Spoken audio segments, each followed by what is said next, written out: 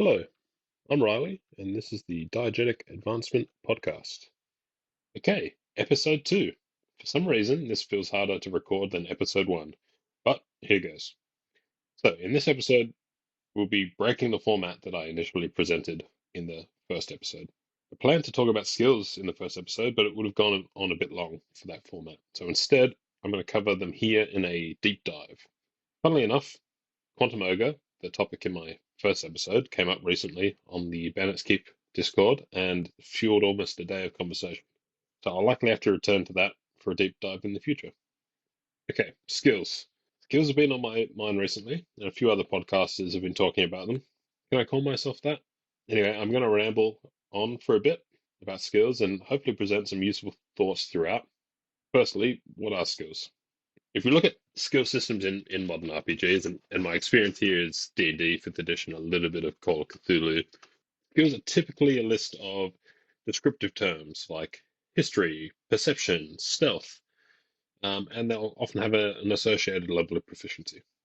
Different games handle these differently, with terms being more or less specific. For example, some games might have a career system, and so you might be a sailor, whereas another game might have a specific knot tying skill. Both of those would apply to the same knot tying attempt. The level of proficiency is typically a bonus to rolls or a chance of success, advantage, or some other mechanic which is invoked when you're performing a related task. This system is likely what most people think about when discussing skills. However, I think we can include just about any typical game mechanic in this. Looking at BX, which, ignoring the thief, doesn't have a skill system that fits the definition above, here are some of the mechanics that I think we could call skills. Attack rolls, saving throws, the ability to wear certain armor or wield certain arms, cast magic, open stuck doors, listen at doors, reactions, and loyalty rolls, and probably a whole lot more. I think the key to what makes a skill is that they differ from character to character. All of the things I listed are affected by your class, level, species, or ability scores, or a combination of them. And we can see that some skills are exclusive. For example, only a fighter can wear plate, but they can't cast spells. Not only is it exclusive to the fighter class, but classes or characters without that skill are not able to do. So a fighter cannot cast spells because they don't have that skill. Whilst everything else is available to everyone, with some characters being better than others. Demi-humans are better at listening doors, and a high charisma character are better at influencing reaction rolls. Everything is a skill, which I agree, not very helpful. Let's ignore the exclusive skills, skills which can only certain characters have and allow them to do something other characters cannot. Most games would call these proficiencies, abilities, or something similar. And instead, let's focus on everything else. Everything else being the skills which affect conflict resolution. Affect meaning giving you a positive, negative, or no modifier to whatever resolution system you're using. Okay, so what do I mean by conflict resolution mechanic? Let's examine each part of that. Resolution first. Resolution here is talking about defining an outcome, which would typically be done by rolling dice or using some other random generation engine, flipping a coin or drawing cards. Outcomes are typically success or failure, but some systems include outcomes like critical successes or success with consequence, among others. I use conflict here to ensure we're talking about things worth resolving. Remembering how to tie your shoelace is not worth rolling, and neither are most things that a character might do. Conflict resolution is then typically handled in two groups of ways. I'd say static checks and opposed checks. Static checks typically handled using some sort of roll under or roll over system, using one or multiple dice of various sizes, with the target number being determined by your skill, your ability score, or determined by the GM. Our opposed rolls, very similar, but the target number is going to be determined by your opponent rolling some dice as well. Okay, that's definitions out of the way. Let's move on to some of my thoughts and insights on the topic. Firstly, I've admitted two things: player skill and conversation as a conflict resolution mechanic. Player skill is controversial, and I don't think there's a one size fits all solution. However, I believe that having player skill influence the game is crucial in TTRPGs. How much being a question for each table.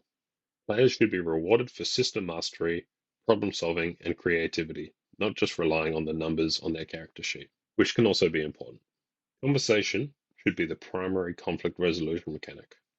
Sure, we've all said or had players say something similar to, can I use my strength skill to stop them from moving? Or can I roll perception to see if there's anything hidden in the room? Instead, players should describe what their characters are doing. I run up and grab the mage, pinning his arms to his body. Or I go through the drawers on the cabinet, running my fingers around the edge to see if there's any hidden compartments.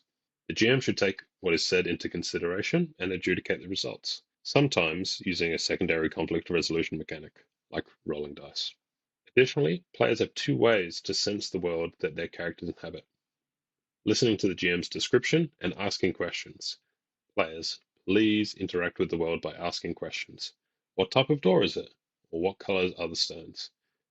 Questions are your senses. Now, as I said, player skill shouldn't be the only thing that influences this. So in addition to the player's description, the GM should take into consideration anything that the character would reasonably be doing. So when they're searching the cabinet, we can take their description broadly to mean that they are being thorough in their search, and so they should have a chance or automatically find anything else secret to do with the cabinet or around the cabinet. When a character moves down a corridor, just because they don't ask the right question, they should still have a chance or automatically detect traps, because we can assume they are being cautious. Now, if they're fleeing a monster, maybe not. Looking at the example of grappling the mage, another thing that a GM should not be afraid of doing is adjudicating outcomes logically, even in the absence of rules. Just because there aren't rules stating that you cannot cast magic when grappled, if you have described magic being cast as requiring arm movements, then the character should be able to pin their arms and prevent them from casting. If it just requires spoken words, gagging them should work. Another point of contention that has come up in conversation recently is whether or not a magic user can even pick up a sword. Again, adjudicate logically. Of course, a magic user can pick up a sword, but can they use it as effectively as a fighter? No. And I'll leave you to decide how you would adjudicate that. Now, I'm sure you're all saying none of what you just said has anything to do with the skill system. And you're right, of course. But I think it paints a picture for what is about to come. Given what I've said about player skill, conversation, rulings over rules, or adjudicating logically, where does a skill system fit in? Some people might say it doesn't. We don't need one. What I've presented there is enough for the game. However, I've also mentioned that character skill, character ability is important. And I also think that character customization or differentiation is important. So having a system which supports that is certainly a benefit, and that would be a skill system.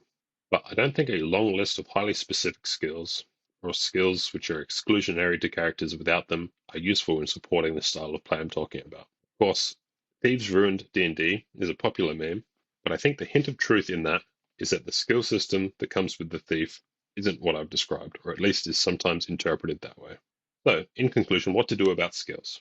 I'm going to present a skill system that I don't think is the be all and end all, but hopefully it highlights what I think of as a good way to handle skills that supports the things I've talked about. Of course, more or less crunchy systems or completely different ways of handling that are just as valid. This is just one way. The system that I'm talking about should be, hopefully no surprise, should be implemented via conversation. It's inspired by Fate, or as Jason pointed out in my recent call into his show, there's similarities to things like Barbarians of Lemuria or the secondary skill system in Advanced Dungeons and Dragons First Edition. So, sit down with your game master and discuss the type of character you want to play and what they should be good at. This should be a collaborative conversation, making sure that the character fits in with the expectations of the world and the campaign that the game master will be running. It should also not be a lengthy process. This isn't detailing some elaborate backstory or anything like that. We're trying to build a concept and what Fate would call aspects, but we can just say skills. So, as an example, let's say a player wants to play a character inspired by Aragorn, a ranger, protector of the people and the woods. The player and GM should discuss this and work collaboratively, as I said, and if they're happy with that, they can write that down as the concept. Ranger, protector of the people and woods. They should also work out a list of things that the character should be good at, set expectations. You might say that the character is good at navigating the woods, herbal medicine, and leadership, for example. And again, noting these downs will be useful when the GM needs to adjudicate outcomes. There shouldn't be a hard and fast list of skills. Just because something's not on this list doesn't mean that that character's not good at it. We can always defer to the concept, but these are useful for setting a baseline expectation. In addition, as the name of my podcast suggests, diegetic advancement, this shouldn't be static. This is who your character is at level 1 when you start the campaign. We should revisit this concept and the skills that are associated with that and add to it as the campaign arises. We can do that via training or things that have happened to the character. Make sure that that experience that the character is gaining is affecting the character. Okay, that's a wrap on skills for now. If you've got any feedback on the content or the longer format for this show, please call in. The details for that will be in the show notes. And speaking of call-ins, I've got a few calls which I'll play now from Mirke the Meek, Jason from the Nerds RPG Variety Cast, and Daniel from Bandits Keep. All their details will also be in the show notes. There's some similarities in the calls, so I'm going to play them all at once, and then I'll respond at the end. Hey Riley, this is Mirke the Meek. I'm loving your start. It's really neat. You've got your different topics that you're going to be covering, so I like the format. I'm also interested in leading a warband for your skirmishes. I think that would be fun to do.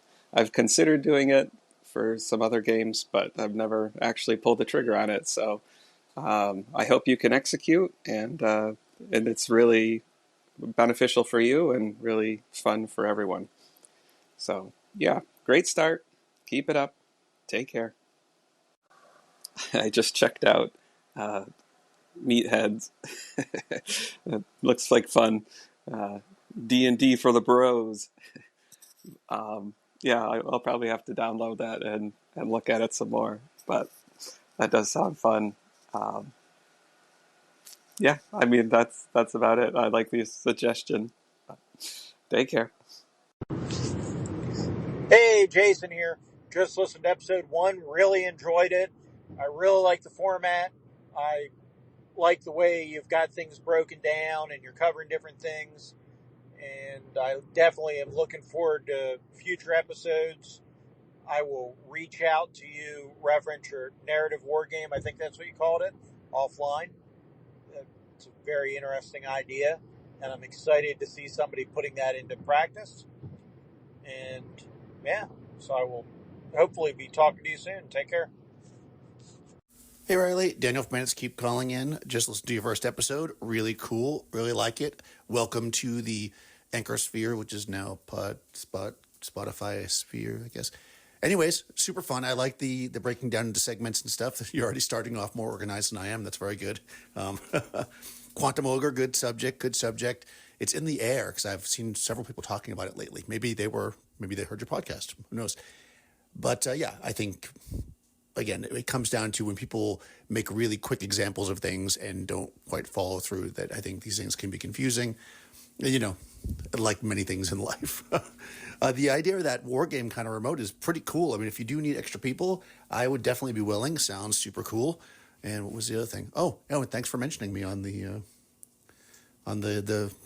content thing. I like that whole, you and Jason are very good. Well, you now for your first podcast and Jason is very good at promoting other people. I really should be more like that. So you've inspired me. I will maybe try to do that in the future.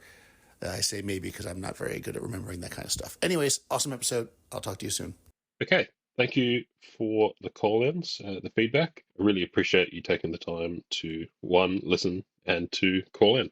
Some similarities I'll cover first. It seem to all like the format, which I've changed. So hopefully you like it for this episode as well. I'll swap back and forth between the shorter form segmented shows and these longer form shows as I go through.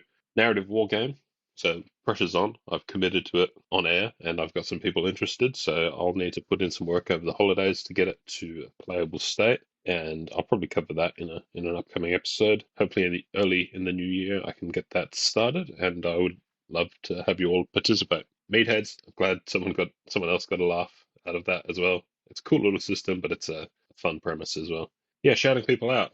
Yeah, Jason's much better than I am, I think. But if I hear some cool stuff during the week, I'll be sure to share it, which is coming up later in the episode. Quantum Ogre. Yeah, it was funny seeing that pop up in your Discord this week. I doubt it's from my podcast. It's just something that seems to come up every now and then. I'll probably cover that in a future podcast in more depth as well, specifically player agency and the things that are sort of implied by the Quantum Ogre problem, not just digging into that specific case.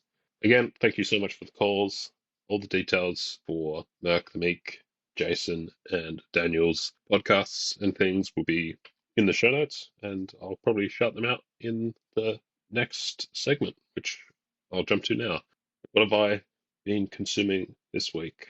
I've been a little bit lighter on in my consumption this week, so it's probably a shorter list than the first episode. I'll start off with Joe from the Dekahedron podcast is joined by James to discuss random versus point buy character creation. Mirke the Meek covered his experience with Mausritter. Super cool system. The physical products are just gorgeous as well. I'll link to the physical product as well, but check out Mirke the Meek's show. Daniel released a podcast on rules as written or playing as rules as written, and a video on a magical dueling system or counterspelling system. And he's also joined by KR as usual on Monsters and Treasure for their 1 year anniversary. Kay from Roleplay Rescue had a great episode talking about him trying to get back to playing face-to-face role-playing games, which I think is a super important part of the hobby, socializing with people. Check that out as well. Jason over at the Nerds RPG Variety Cast covers a OSR product, runs Old School Compendium, and then covers a whole bunch of call-ins.